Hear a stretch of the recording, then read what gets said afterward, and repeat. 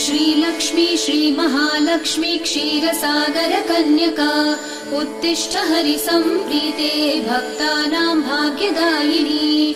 श्रीलक्ष्मी श्रीमहालक्ष्मी क्षीरसागर कन्यका उत्तिष्ठ हरिसम्प्रीते भक्तानां भाग्यदायिनी।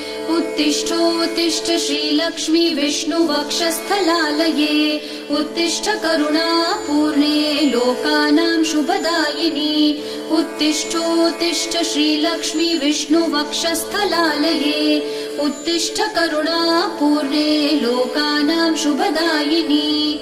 श्रीपद्ममध्यवसिते वरपद्मनेत्रे श्रीपद्महस्तचिरपूजित पद्मपादे श्रीपद्मजात जननी शुभपद्मवक्त्रे श्रीलक्ष्मी भक्तवरदे तव सुप्रभातम्।